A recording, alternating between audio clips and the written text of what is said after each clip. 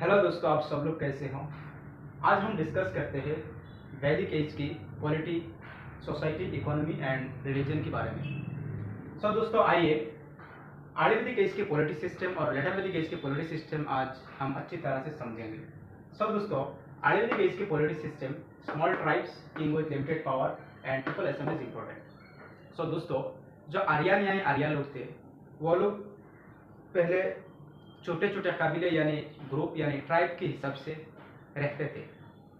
तो हर एक ग्रुप्स यानी हर एक ट्राइब का एक मुखिया बनाया जाता था और उन मुख्य यानी उन ट्राइब्स का प्रधान को कहा जाता था राजन। King with limited power, people assembly important. लेकिन उस वक्त राजन यानी जो राजा थे, उसका ज़्यादा ताकत यानी ज़्यादा पावर नहीं थे, उसका पावर लिमिटेड थी।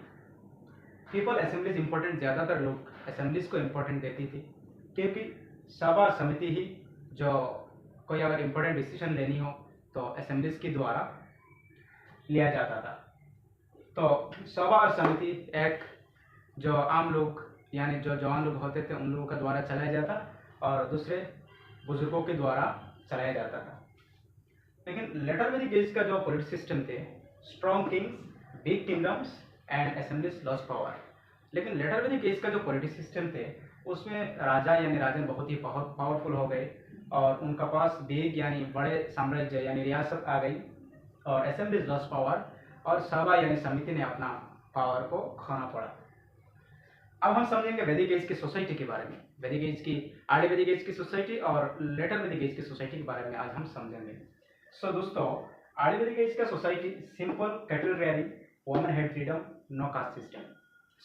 आर्य वैदिक एज की सोसाइटी सिस्टम जो थे बहुत ही सिंपल यानी बहुत ही सादा था। कैटल रेयरिंग, ज़्यादातर लोग गाय पालते थे और वुमेन हैड फ्रीडम, औरतों को भी बहुत ही आज़ादी थी, वो लोग अपनी मर्जी से असेंबलीज भी अटेंड कर पाती थी। नो कास्ट सिस्टम, और उस वक्त कोई वर्ण व्यवस्था यानी वर्ण सिस्टम नहीं थी। लेकिन लेटर वैदिक एज का जो सोसाइटी का जो रंग यानी जो रूप थे, थोड़ा डिफरेंस हो गए, क्योंकि लेटर वैदिक एज का सोसाइटी सिस्टम में कास्ट सिस्टम आ गए, जिसमें ब्राह्मण, क्षत्रिय, वैश्य एंड शूद्र, ये 4 वर्ण सिस्टम आ गए।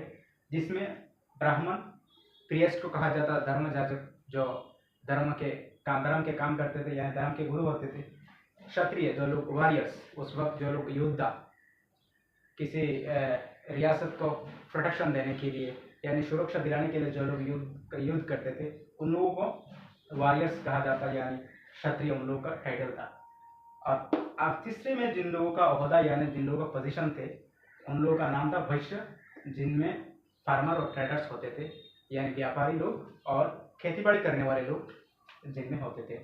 शूद्र, ये तीनों में से सबसे नीचे का पोजीशन यानी नीचे का जो जिनको ओहदा मिला था, उनको उन लोगों को शूद्र कहा जाता था। और शूद्र यानी सर्वेंट्स, इन तीनों का जो गुलामी करते थे, इन तीनों का गुलामी करने वाले को ही शूद्र कहा जाता था। दोस्तों, लेकिन लेटर वैदिक एज के जो सोसाइटी थे, लेटर वैदिक एज की सोसाइटी में और एक कमी आ गई, women lost freedom.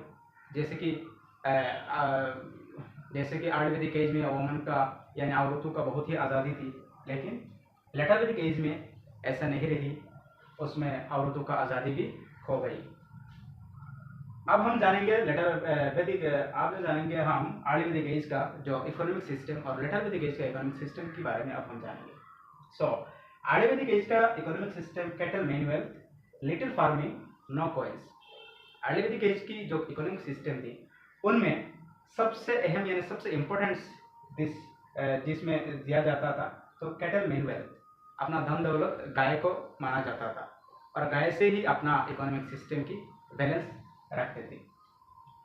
Little farming, no coins, और उस वक्त थोड़ा बहुत लोग खेती बाड़ी करते थे और उस वक्त कॉइन्स यानी सिक्के के कोई व्यवस्था यानी कोई सिस्टम नहीं था। लेकिन लेटर वैदिक एज की इकोनॉमिक सिस्टम थोड़ा चेंज था। इसमें फार्मिंग में iron tools, trade view and coins used.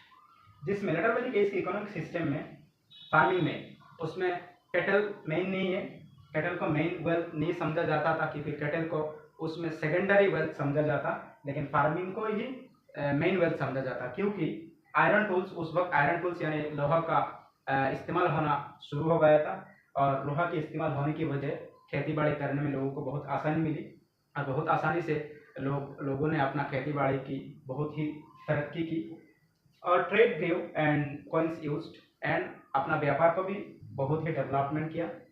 Coins used और तब से ही लेटर वैदिक एज का जो इकोनॉमिक सिस्टम थे तो उस यहाँ से इससे ही कॉइन यूज यानी सिक्का यूज होने स्टार्ट हो गया, जिसमें हमें दो सोर्स मिलते हैं कि सोर्स एक निष्का और दो शतमना, तो ये दो सिक्का का नाम है। सो दोस्तों अब हम जानेंगे कि आर्य वैदिक एज और लेटर वैदिक एज का उन लोगों का जो रिलीजन सिस्टम कैसे थे।